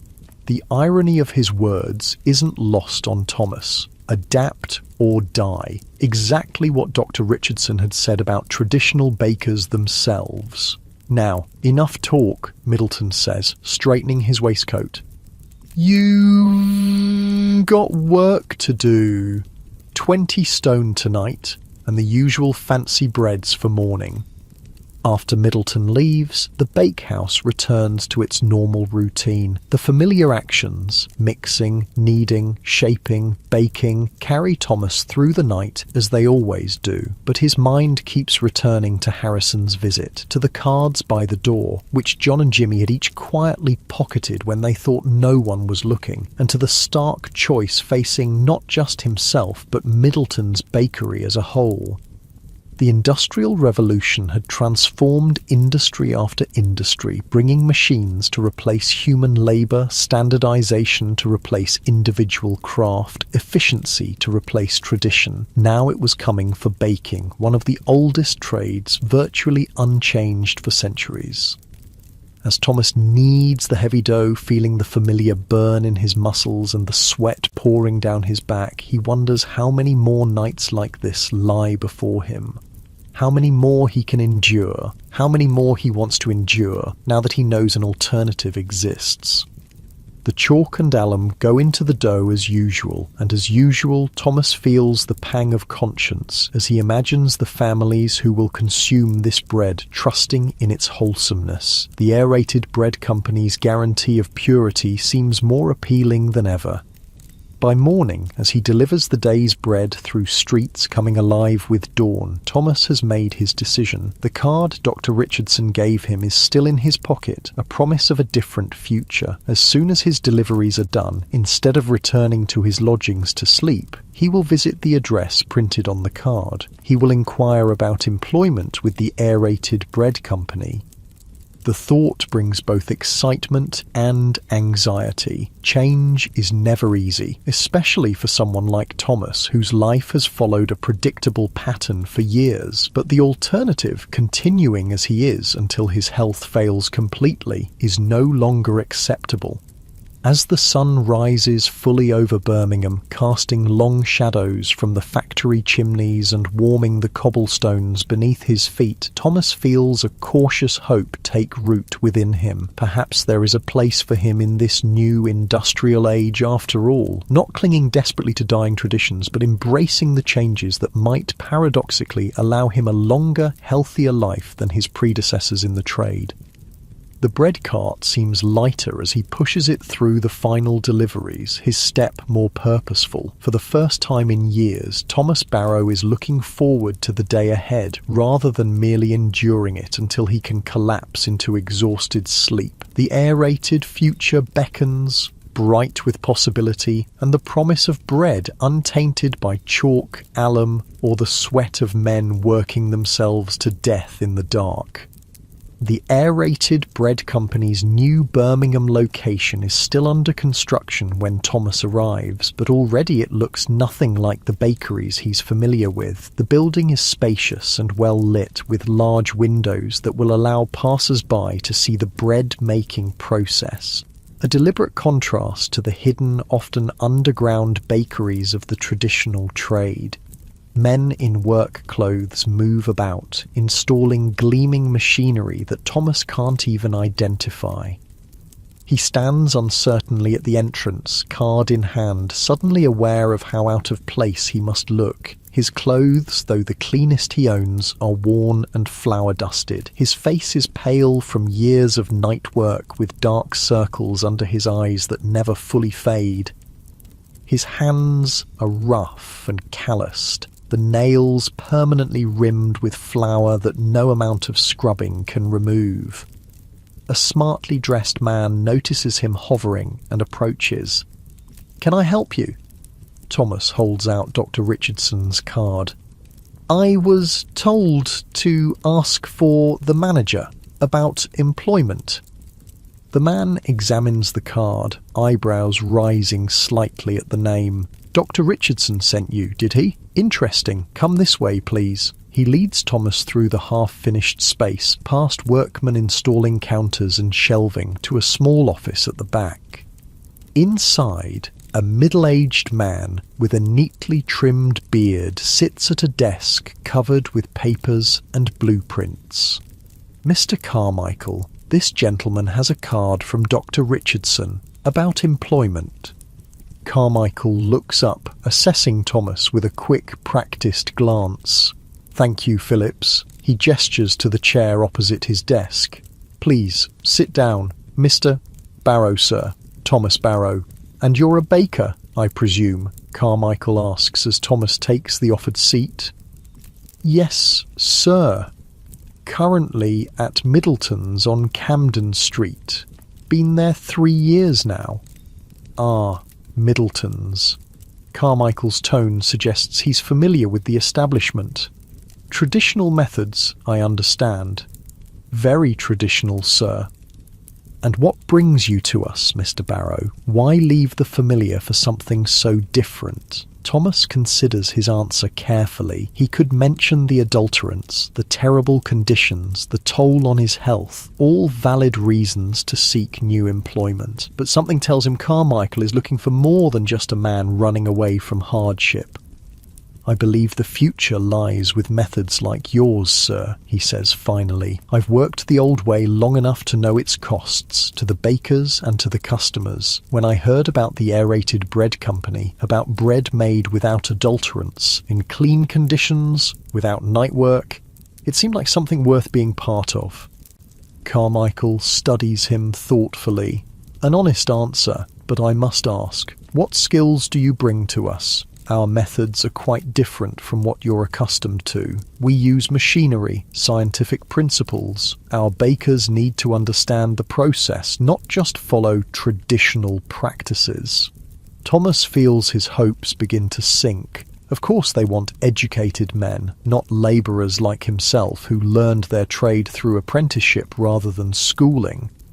"I'm a quick learner, sir," he says, trying to keep the desperation from his voice. "I may not have formal education, but I understand bread. I know when dough is right, when it needs more water or more flour. I know how heat affects fermentation, how different flours behave differently. That knowledge still applies, doesn't it, even with your new methods?" A small smile appears beneath Carmichael's beard. "Indeed it does, Mr. Barrow.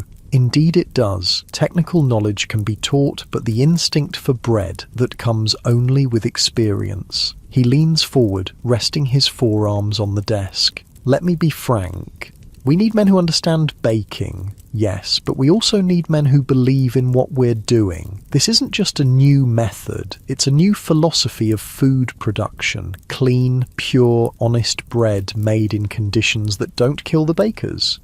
If you truly believe in that, you'll learn what you need to know." "I do believe in it, sir," Thomas says, and realises as he speaks that it's true. His meeting with Dr. Richardson, his visit to the ABC tea room, the contrast with the grim reality of Middleton's, all have convinced him that this new approach is not just better, but necessary. Carmichael nods, seemingly satisfied. "Very well. We open in 3 weeks. I can offer you a position as a junior baker to start. The wage is 18 shillings a week." Thomas blinks in surprise. That's less than he makes at Middleton's, where he earns 20 shillings as a senior journeyman. The reduction would mean less money to send home to his mother and sisters. Carmichael reads his expression. "The hours are 8 in the morning until 6 in the evening, with Sundays off," he adds. "No night work, and there's opportunity for advancement as you learn our methods." Thomas weighs the offer carefully. Less money, but regular daylight hours, a chance to learn skills that represent the future of his trade rather than its past, and perhaps most importantly, escape from the coal dust and adulterants that are slowly killing him. "When would I start?" he asks. 2 weeks from Monday. That will give you time to give notice at Middleton's and for us to complete the installation of our equipment. The first week will be training, learning our methods, understanding the machinery." Carmichael extends his hand across the desk. "Do we have an agreement, Mr. Barrow?" Thomas hesitates only briefly before taking the offered hand. "We do, sir. Thank you for the opportunity." As he leaves the building, stepping back into the bright afternoon sunshine, Thomas feels a curious mixture of emotions: relief at the prospect of escaping the deadly conditions of Middleton's, anxiety about learning new methods at his age, 28, not old by normal standards but already wearing down from the baker's life, guilt at the thought of leaving the bakery where he's worked for 3 years, and worry about the reduction in wages, which will mean tightening an already tight belt. But beneath all these conflicting feelings is a sense of possibility that he hasn't experienced in years, a future that might extend beyond the 42 years that is the average life expectancy for a baker, a chance to make bread he can be proud of, bread that nourishes rather than harms. The walk back to his lodgings takes him past a park where children are playing, their shouts and laughter carrying on the summer air. Thomas pauses, watching them. In 2 weeks, he'll be working normal hours like most people. He'll have evenings free, Sundays off. He'll be part of the daylight world again, not a nocturnal creature passing like a ghost through other people's normal lives. The thought brings an unexpected lump to his throat. It's been so long since he's lived that way that he barely remembers what it feels like to have a normal rhythm to his days, to sleep when it's dark and work when it's light. Back in his room, Thomas sits down to write to his mother. She should know about this change in his circumstances, both the good news of better conditions and healthier work, and the more difficult news of reduced wages, at least initially. As he dips his pen in ink, he realizes he feels more awake, more alert than usual at this time of day. Normally, having been up all night, he would be fighting to keep his eyes open, his body craving the sleep it's denied during natural hours. But today, the prospect of change has energized him, pushing back the chronic fatigue that has been his constant companion for years. "Dear Mother," he begins, and then pauses, considering how to explain his decision. His mother has never seen the inside of a bakehouse, has no real understanding of the conditions he works in. How can he make her understand why he would accept less money for what might seem, on the surface, to be the same job? In the end, he keeps his explanation simple. "I am writing to share news of a change in my circumstances. I have accepted a position with a new bakery, the aerated bread company, which uses modern methods. The hours are better, normal daylight hours, and the conditions much healthier.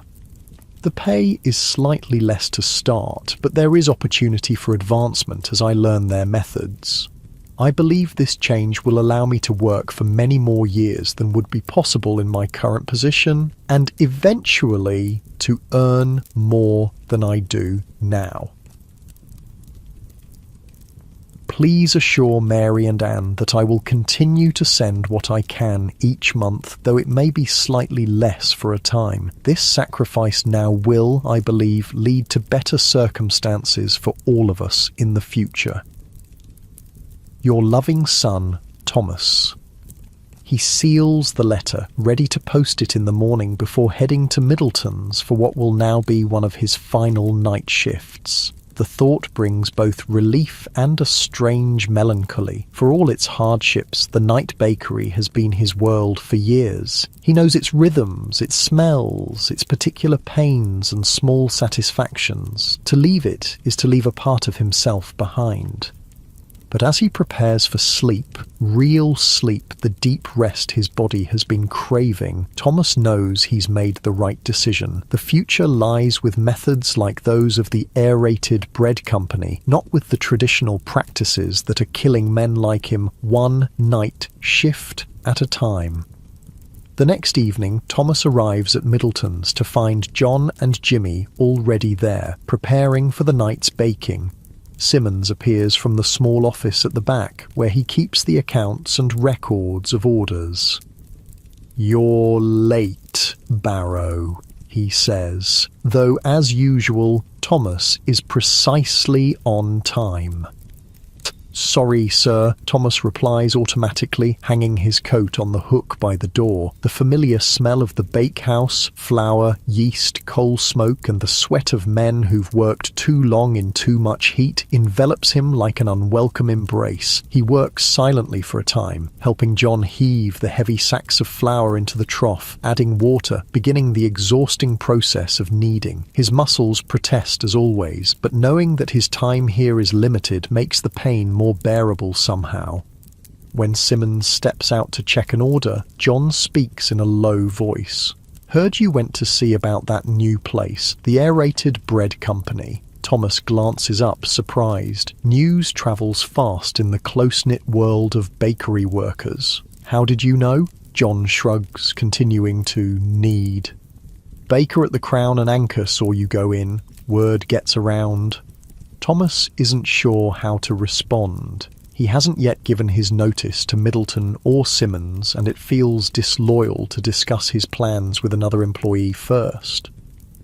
"They offered me a position," he admits finally. "I start in 2 weeks." John nods slowly. "Thought you might. Heard they're hiring. Decent conditions, they say. Regular hours?" "Yes, no more night work." "Less pay, though," John comments. "That's what I heard." To start, Thomas agrees, but there's room to advance, and he hesitates, then decides to be honest. "And I might live long enough to see 40 if I'm not breathing coal dust every night." John gives a short, humourless laugh. There is that. He pauses in his kneading, wiping sweat from his brow with his forearm. "I've been thinking about it too. Applied yesterday." This surprises Thomas. John has always seemed more accepting of the baker's lot than he is, less troubled by the conditions or the adulterants. "You did?" "Got a wife and 3 little ones," John says simply. "Want to see them grow up. Won't do that if I stay here much longer." He coughs, a deep, rattling sound that comes from lungs already damaged by years in the bakehouse. "Besides, I'm tired of putting chalk in people's bread. Doesn't sit right." They fall silent as Simmons returns, but Thomas feels a new kinship with John. They're both seeking escape from conditions that have remained essentially unchanged for centuries, while the world around them transforms through industrial innovation. Later, as they shape the dough into loaves, Jimmy approaches Thomas. The boy has filled out somewhat in the months he's worked at Middleton's, but he's still thin, with the hollow-cheeked look of someone who never quite gets enough to eat. "Is it true, Mr. Barrow?" he asks quietly. "You're going to that new place?" "Yes," Thomas admits. "In 2 weeks." Jimmy's expression falls. "Oh, what is it, lad?" The boy shrugs, turning away. "Nothing, just you've been kind to me is all. Showed me things. The others don't bother." Thomas feels a pang of guilt. He hasn't given much thought to what his departure might mean for Jimmy. The boy has no family, no one looking out for him except, in a limited way, Thomas himself. "Have you thought about coming too?" he asks impulsively. "To the aerated bread company? They'll need young lads as well as experienced bakers." Hope flashes across Jimmy's face. "Do you think they'd take me? I don't know anything about their methods." "Neither do I," Thomas points out. "We'd learn together, and you're young. It'll be easier for you to adapt than for old men like me and John." Jimmy's smile is the brightest thing in the grimy bakehouse. "I'll go tomorrow, on my half day. Ask them." "Tell them I sent you," Thomas says. "That might help." The night continues in its usual pattern of exhausting labour, punctuated by brief periods of rest while the dough proves. But there's a different feeling in the bakehouse tonight, a sense of impending change, of possibilities opening up. It's during one of these rest periods, as Thomas and John doze on their makeshift beds and Jimmy tends the fire, that Mr. Middleton arrives unexpectedly. His heavy tread on the stairs wakes Thomas from his light sleep. "Barrow," Middleton says without preamble. A word.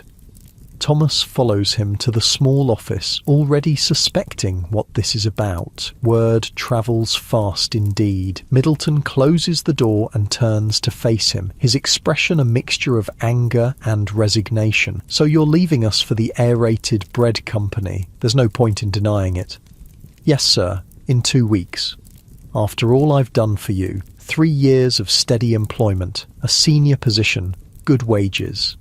Thomas bristles slightly at the implication that he's being ungrateful.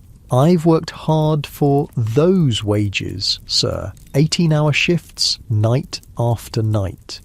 "That's the baker's life," Middleton says dismissively. "Has been for centuries. My father worked the same hours, his father before him. And how long did they live, sir?" The question hangs in the air between them. Middleton doesn't answer directly, but a flicker of something, pain, acknowledgement, crosses his face. "It's not just the hours," Thomas continues, emboldened by the certainty that he's already secured new employment.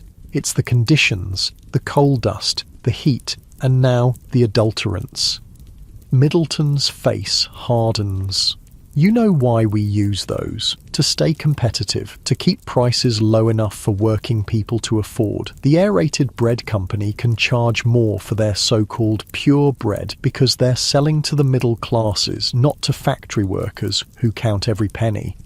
They're hiring workers, sir, men like me and John. That means they're planning to produce bread common people can afford. And put traditional bakeries like mine out of business in the process," Middleton says bitterly. "Progress, they call it. I call it destruction. Machines replacing men. Factories replacing craftsmen. Is that what you want, Barrow? To help destroy your own trade?" The question strikes at the heart of Thomas's own doubts and uncertainties. Is that what he's doing? Betraying centuries of tradition, the very skills he spent his life mastering? But then he thinks of the chalk and alum going into the bread, the coughing fits that wake him from sleep, bringing up dark phlegm, the bone-deep exhaustion that never quite goes away, the knowledge that few bakers see their 50th birthday. "I want to make good bread, sir," he says finally, "bread that nourishes people instead of making them sick, and I want to live long enough to see my sisters grown and settled. I don't think that makes me a traitor to my trade." Middleton stares at him for a long moment, then sighs heavily, the anger seeming to drain out of him. 2 weeks, you say?" "Yes, sir. Work them out properly and I'll give you a reference." "That's fair.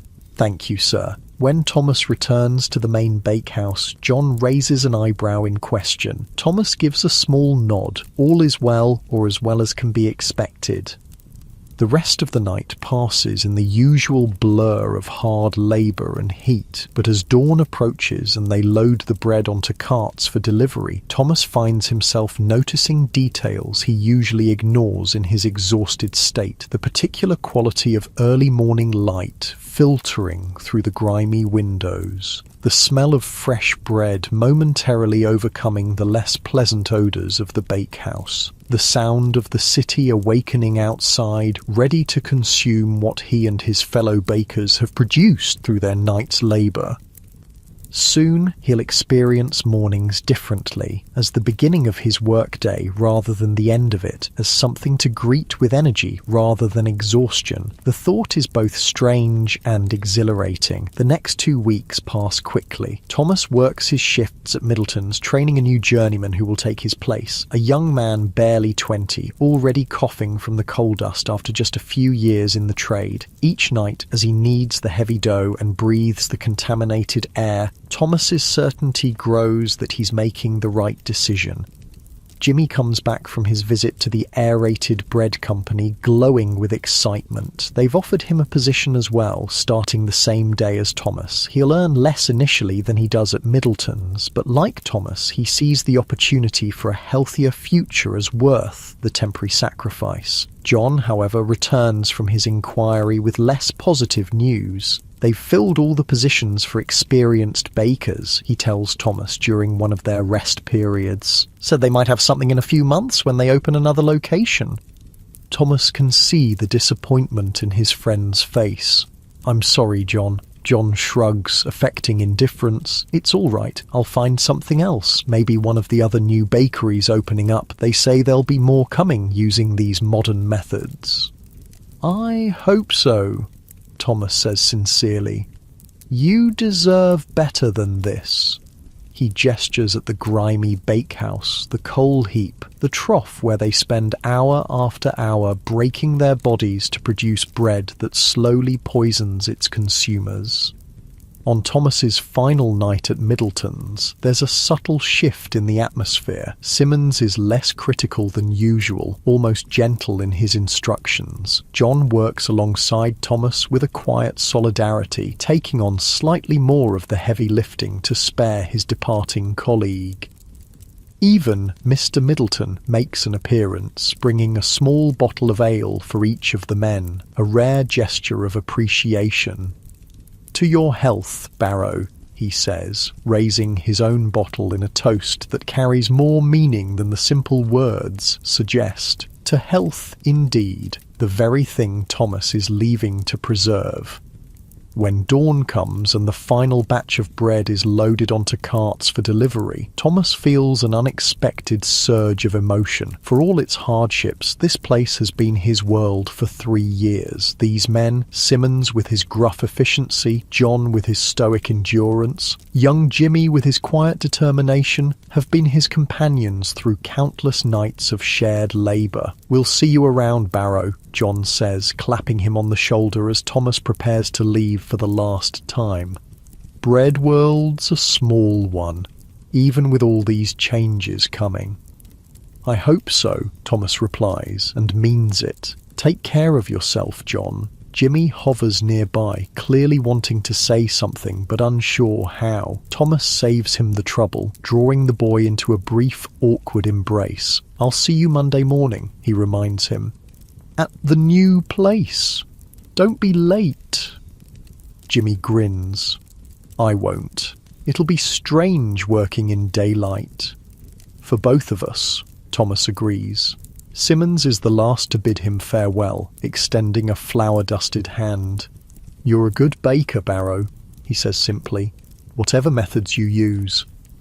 The compliment, rare from the taciturn foreman, means more to Thomas than he would have expected. Thank you, sir. I learned from the best. And then it's over. Thomas steps out of Middleton's bakery into the morning sunlight, a journeyman baker without a bakery for the first time in his adult life, but only until Monday, when he'll begin his new position at the aerated bread company, learning methods that represent the future of his trade. As he walks home through streets busy with morning activity, Thomas feels lighter somehow, as if he's shed a burden he didn't fully recognize he was carrying. The future stretches before him, uncertain but full of possibility. For 3 days, he allows himself the luxury of normal sleep at night, normal wakefulness during the day. His body, conditioned to years of nocturnal labour, resists at first, but gradually begins to adjust. By Sunday night, the evening before he's to start at the aerated bread company, he finds himself naturally growing tired as darkness falls, ready to sleep when most people sleep and wake when most people wake. It's a small thing, perhaps, this alignment with the natural rhythms of the world, but to Thomas it feels like reclaiming a piece of his humanity that the baker's life had stolen from him. As he drifts off to sleep that night, the coal fire banked low in his small grate. Thomas Barrow is not just a baker transitioning from one employer to another. He is a man standing at the crossroads of tradition and innovation, of past and future, choosing a path that might, just might, allow him to escape the deadly legacy of his trade. And somewhere in Birmingham, the new machinery of the aerated bread company stands ready, gleaming in the moonlight that filters through large, clean windows. Machinery that will change forever the way bread is made, and perhaps save the lives of men like Thomas in the process.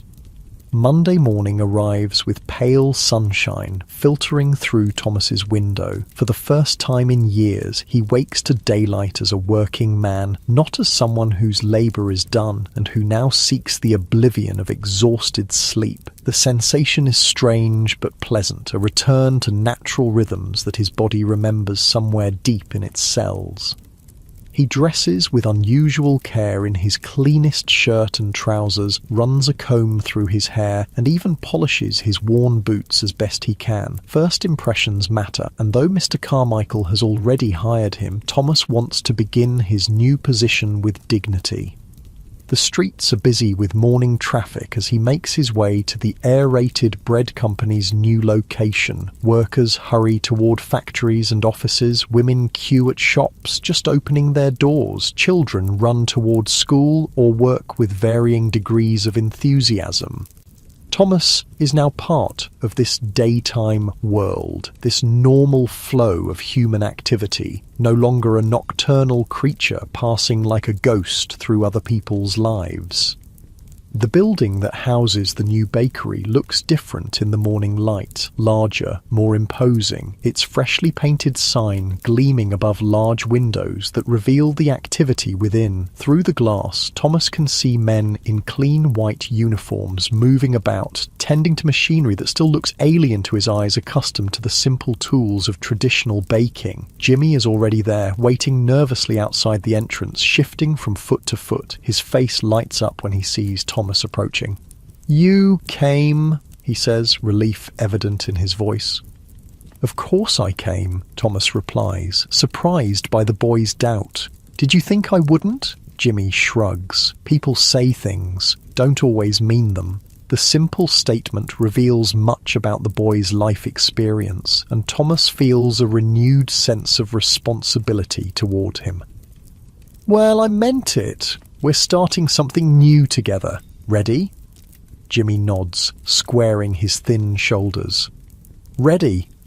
Inside, the bakery is a hive of activity. The space is bright and airy, with high ceilings and good ventilation, already a stark contrast to the cramped, smoky confines of Middleton's underground bakehouse. Men in white uniforms move purposefully among gleaming machinery, and the air smells of fresh bread without the underlying notes of coal smoke and sweat that Thomas has come to associate with baking.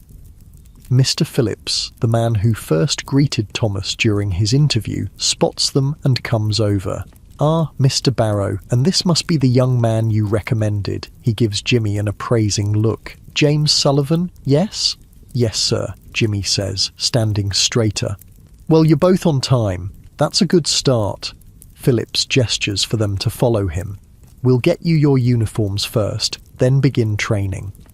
The uniforms are another surprise. Clean white cotton, similar to what surgeons might wear, with aprons to match. Thomas has never worn anything like it for baking. At Middleton's and every other traditional bakery, men worked in their own clothes, which quickly became impregnated with flour, sweat, and coal dust. "We change into fresh uniforms daily," Phillips explains, seeing their expressions. "The company launders them. Cleanliness is central to our method and our reputation." Once changed, Thomas and Jimmy join several other new employees, a mix of experienced bakers like Thomas and younger assistants like Jimmy, for their introduction to the aerated bread company's methods. Their instructor is a middle-aged man named Wilson who wears spectacles and speaks with the precision of someone with scientific training. "The Dorglish method," he begins, "represents a complete departure from traditional bread making. Instead of yeast, we use carbon dioxide gas dissolved in water under pressure. When mixed with flour, this creates a dough that rises without fermentation." He leads them to a large metal contraption that Thomas learns is called a carbonating apparatus. "Water is carbonated here," Wilson explains, "then mixed with flour in this sealed chamber." He points to another piece of machinery. "The mixture remains under pressure until it's divided and shaped, at which point the gas expands, causing the dough to rise almost instantly." It all sounds like something from a scientific journal rather than a bakery, and Thomas can see similar confusion on the faces of the other traditional bakers, but Wilson is patient, explaining each step of the process in detail, demonstrating how the various machines work, and answering questions with respectful attention. The advantages of our method are numerous, he continues. First, the entire process takes just 2 hours from start to finish compared to the 12 to 14 hours required for traditional fermentation. Second, the bread is untouched by human hands throughout most of the process, ensuring hygienic production. Third, there is no need for adulterants like alum to enhance the appearance or size of the loaf. Our bread is absolutely pure. This last point earns murmurs of approval from the former traditional bakers, several of whom exchange knowing glances with Thomas. They've all participated in the adulteration of bread, all felt the moral discomfort of deceiving their customers, all witnessed the effects on the poor who relied on bread as their primary food source. And finally, Wilson concludes, our method allows for production during normal daylight hours in clean, well-ventilated conditions. No more night work, no more coal dust in your lungs, no more 18-hour shifts that break men's bodies and shorten their lives. He looks around the group, his expression serious. Gentlemen, what we're doing here isn't just making bread differently. We're transforming a trade that has remained essentially unchanged for centuries. It's a privilege to be part of this revolution, but it also requires an open mind and a willingness to learn new skills. The training proceeds from theory to practice. Under Wilson's guidance, the new employees are taught how to operate the various machines, how to monitor the carbonation process, how to judge when the dough is properly mixed, how to shape the loaves for baking, and how to tend the gas-fired ovens that have replaced the coal-fired monstrosities of traditional bakeries. For Thomas, it's like learning a new language. Everything is different. The texture of the dough, the timing of the process, the tools used. Gone is the physical punishment of kneading 20 stone of dough by hand. Instead, he learns to operate levers and valves, to read gauges and dials, to judge the quality of bread by more precise measures than the practiced eye and hand of the traditional baker. The work is still demanding. There are heavy sacks to lift, hot ovens to tend, endless loaves to shape and check, but it's a different kind of labour, engaging the mind as much as the body, and the conditions are incomparably better. The air is clean, the temperature comfortable, the lighting good. There are proper facilities for washing, proper breaks for meals, proper consideration for the health and well-being of the workers. At midday, they break for lunch, which is provided by the company in a small dining room adjacent to the bakery. Simple fare, bread, cheese, cold meat, tea, but nourishing and served in clean, pleasant surroundings. Thomas sits with Jimmy and several other new employees, all of them somewhat overwhelmed by the morning's instruction. It's like learning to be a scientist, not a baker, comments one man, George, who had worked at a traditional bakery in Manchester before coming to Birmingham. All these gauges and measurements. In my old place, we judged the dough by feel, the oven by the colour of the bricks. And your lungs, by how much blood you coughed up each morning, adds another, William, with grim humour. I'll take gauges and dials over that. There's a murmur of agreement. Whatever their reservations about the new methods, none of them miss the deadly conditions of traditional bakeries. What about the bread, though? Thomas asks, giving voice to a concern that's been growing as he learns more about the aerated process. Is it good? Does it taste right? Wilson, who has joined them for the meal, smiles slightly. A fair question, Mr. Barrow. Why don't you judge for yourself? He breaks off a piece of the bread they're eating and hands it to Thomas. This was made by our method. Thomas examines the slice carefully before tasting it. The texture is different from traditional bread, more uniform with smaller air pockets. The crust is thinner, less chewy. He takes a bite, considering the flavour carefully. It's mild and pleasant, perfectly acceptable bread. It lacks some of the complexity that comes from yeast fermentation, but it's also free from the slightly bitter aftertaste that adulterants like alum impart. And knowing that it contains nothing but flour, water, salt and carbon dioxide makes it taste all the better. It's good, he acknowledges. Different, but good.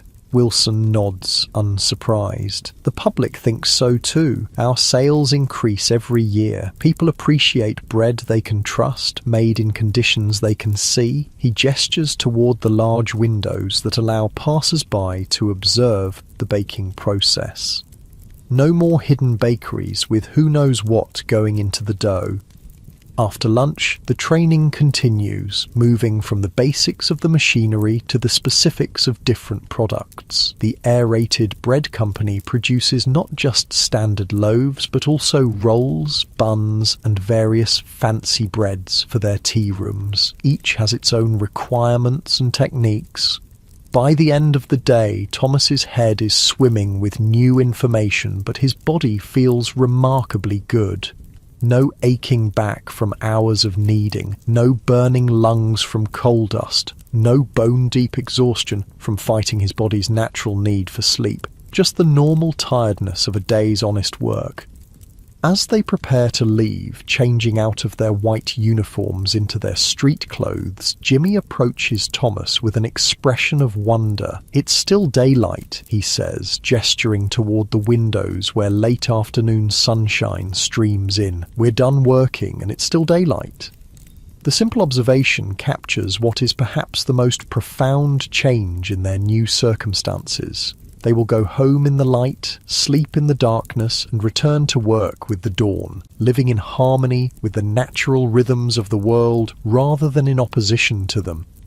"That it is, lad," Thomas agrees, a smile spreading across his face. "That it is." The weeks that follow are a period of intense learning and adaptation. Thomas's skills as a traditional baker serve him well in some respects. He understands the properties of flour, the behavior of dough, the importance of temperature and timing, but he must unlearn many habits and assumptions, must trust machines to do work his hands have always done, must accept scientific principles in place of traditional practices passed down through generations. There are frustrations and setbacks. Thomas makes mistakes, misjudges settings, produces batches that must be discarded, but Mr. Carmichael is patient, Wilson is supportive, and gradually Thomas begins to master the new methods. Jimmy adapts more quickly, his youth and lack of ingrained habits making him more receptive to the modern approach. He takes to the machinery with natural aptitude, soon becoming adept at adjusting settings and troubleshooting minor problems. His thin frame fills out as regular meals, and reduced physical strain allow his body to recover from years of deprivation. The aerated bread company opens its doors to the public with considerable fanfare. Advertisements in local newspapers proclaim the purity and hygienic production of their bread. The large windows facing the street draw curious onlookers who stop to watch the bread being made, a deliberate contrast to the hidden, often basement bakeries of traditional establishments. The tea room, located at the front of the building, quickly becomes popular, especially with women who appreciate a respectable place to rest and refresh themselves while shopping or travelling. Thomas occasionally glimpses these customers through the doorway that connects the bakery to the tea room, and is struck by how different they are from the working-class families who bought bread from his delivery cart at Middleton's. This observation leads to his first real concern about his new employer. For all its advantages, the clean conditions, the pure ingredients, the humane treatment of workers, the aerated bread company seems primarily focused on serving the middle classes, those who can afford to pay a premium for guaranteed purity and the luxury of tea room service. What of the factory workers, the labourers, the struggling families who had bought Middleton's bread because it was affordable, even if adulterated? Are they to be excluded from the benefits of progress? Thomas raises this question during a conversation with Wilson one afternoon as they monitor a batch of dough in the carbonating chamber. The company is expanding rapidly, Wilson assures him. As production increases and becomes more efficient, prices will decrease. It's the natural progression of industrial methods. What begins as a luxury for the few eventually becomes accessible to the many.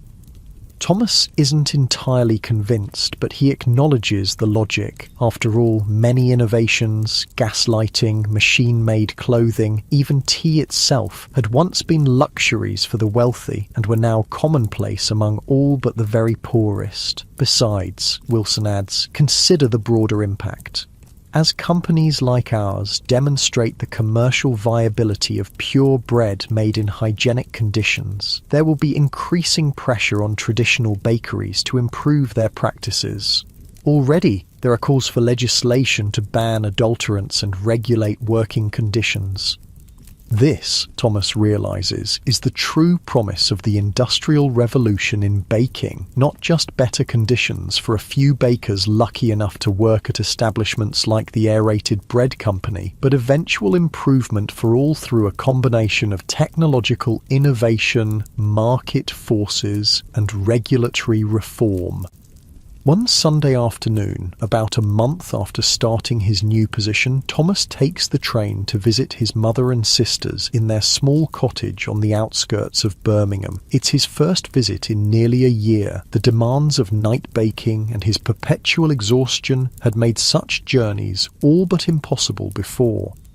His mother hardly recognizes him at first. Gone is the hollow-eyed, flower-pale ghost who had visited last winter, snatching a few hours between shifts. In his place stands a man with colour in his cheeks, clarity in his eyes, and an energy she hasn't seen in him since he was a boy. "Thomas!" she exclaims, embracing him. "You look so well!" His sisters, Mary and Anne, crowd around him, exclaiming over the changes in his appearance. Mary, now working as a milliner's assistant, is a young woman of 20, while Anne, at 16, is still in school, a luxury made possible by Thomas's regular contributions to the family finances. Over a simple but pleasant meal, Thomas explains his new position, describing the Aerated Bread Company's methods and conditions. His mother listens with interest but limited comprehension. The technical details mean little to her, but the improvement in her son's health and spirits is evidence enough that the change has been for the better. "And the wages?" she asks eventually, the practical concern of a woman who has spent her life managing on too little. "You said they were less." "To start," Thomas confirms, "but I've already been promoted to assistant foreman of the morning shift, another shilling a week, and prospects for further advancement as I master the methods." He smiles reassuringly. "We won't go hungry, Mother, and I'll be able to work many more years this way than I would have at Middleton's." "That's what matters," she says firmly, "that you're well. The rest will follow." After the meal, Thomas walks with his sisters in the small garden behind the cottage. Mary tells him about her work at the milliner's, where she's beginning to learn the more skilled aspects of hat making. Anne speaks excitedly about school, where she's shown a particular aptitude for arithmetic. "The teacher says I might become a clerk someday," she says, eyes bright with possibility. "In an office with a proper desk. Imagine that, Thomas." Thomas can imagine it, his little sister in a clean, respectable position, using her mind rather than wearing out her body in manual labour. It's the kind of future that had seemed impossible for children of their class not so long ago, but which now, in this rapidly changing world, begins to seem attainable. As the afternoon fades toward evening, Thomas prepares to return to the city. His train leaves at 6 and he needs to be in bed early to rise for his morning shift. Another luxury of his new life, the ability to plan, to maintain regular hours, to live without the constant disruption of switching between day and night. His mother walks with him to the small local station, her arm linked through his. "I worried about you," she confesses as they wait for the train. "When you wrote about those conditions, the coal dust, the long hours, I prayed every night that you'd find something better." "And so I have," Thomas says, squeezing her hand. "Thanks in part to your prayers, I suspect." She smiles, the lines around her eyes crinkling with genuine happiness. "Will you come again soon? The girls miss you, so do I." "I will," Thomas promises. "Every month if I can. It's easier now with regular hours and Sundays free." The train arrives, steam billowing around the platform. Thomas embraces his mother once more, then boards, finding a seat by the window where he can wave to her as the train pulls away. He watches her diminishing figure until the track curves and she's lost from sight, then settles back for the short journey to Birmingham.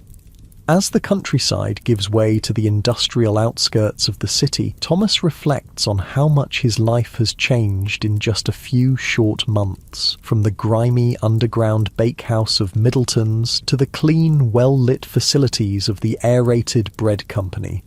From a deadly night work to healthy day shifts. From adulterating bread with chalk and alum to producing pure, wholesome loaves that he's proud to see customers consume. The transformation in his personal circumstances mirrors the broader changes sweeping through British society in the latter half of the 19th century. Industrialisation is bringing both challenges and opportunities, disrupting traditional trades but creating new possibilities for healthier work, more affordable goods, and improved quality of life. Of course, these benefits are not evenly distributed. For every baker like Thomas who finds employment in a modern facility like the aerated bread company, there are others still toiling in traditional bakeries, still breathing coal dust, still working through the night. For every customer enjoying pure bread in a clean tea room, there are families still consuming adulterated loaves because that's all they can afford. Progress is uneven, inconsistent, often unjust in its distribution of burdens and benefits, but it is progress nonetheless, a slow, halting movement toward better conditions, purer food, longer and healthier lives for working people. As the train pulls into Birmingham station, the gas lamps already lit against the gathering dusk. Thomas thinks of young Jimmy, now flourishing in the clean environment of the aerated bread company, of his sister Anne, dreaming of becoming a clerk, of the children he sees playing in the streets of Birmingham, who might grow up in a world where pure bread is the norm rather than the exception, where work doesn't necessarily mean premature death, where opportunities exist beyond the narrow confines of class and tradition. It's for them, ultimately, that the painful transitions of the industrial age are worthwhile for the generations to come, who will inherit a world transformed by steam and science, by machinery and medicine, by the gradual recognition that human health and dignity are not luxuries but essentials. Thomas makes his way through the busy station, past vendors selling evening newspapers and passengers hurrying to catch trains. The air is thick with coal smoke from the locomotives, a reminder that progress has its costs, environmental, social, personal. But as he walks toward his lodgings, he passes a small branch of the aerated bread company, its windows still lit, customers visible inside enjoying late refreshments in the clean, comfortable tea room. A sign in the window proclaims, "Pure bread, hygienically produced, no adulterants, no night baking." Thomas pauses, looking at the sign and the scene beyond it. In that moment, he feels a sense of pride in being part of this transformation, this slow but steady improvement in how bread, the staff of life, the most basic and essential of foods, is produced and consumed. Tomorrow morning he will rise with the sun, don his clean white uniform and take his place among the machinery of modern baking. He will produce bread that nourishes rather than harms, work in conditions that preserve rather than destroy health, and return home in the evening with energy enough to read, to write to his family, to plan for a future that now seems likely to extend well beyond the 42 years that was once the baker's expectation. It's a good life, Thomas reflects as he continues toward home, different from what he had imagined for himself, requiring adaptation and learning and the setting aside of old ways, but a good life nonetheless, and one that points toward an even better future. for bakers, for consumers, for all those who will benefit from the gradual, imperfect, but ultimately transformative progress of the industrial age. As night falls fully over Birmingham, the stars barely visible through the haze of factory smoke, Thomas Barrow, no longer the midnight baker but the morning one, feels a sense of peace and possibility that has been absent from his life for too long. Whatever challenges tomorrow brings, he will face them in the light, breathing clean air, making pure bread, part of a world that is slowly, painfully, but undeniably changing for the better. And as you lie there, drifting towards sleep, perhaps you'll think differently about that loaf of bread in your kitchen. The story of how we make our daily bread has always been the story of us, our technologies, our values, our willingness to change. From the coal-fired ovens of Victorian bakeries to the modern factories of today, bread connects us to our past while nourishing our future. The struggles of Thomas Barrow and thousands like him, their labour, their suffering, their small victories, have made possible the world we inhabit now, where pure food is a right rather than a luxury, where work need not destroy health, where progress, however imperfect and uneven, continues to improve the lives of ordinary people in countless small but significant ways. That's something worth remembering as you close your eyes, as your breathing deepens, as you let go of the day's concerns and surrender to the healing embrace of sleep. The world is rarely transformed by grand gestures or heroic acts, but by the cumulative effect of individual choices. The decision of one baker to seek healthier work, of one company to produce purer bread, of one society to value human life over profit. Sweet dreams, and may your tomorrow be nourished by the best that both tradition and innovation have to offer.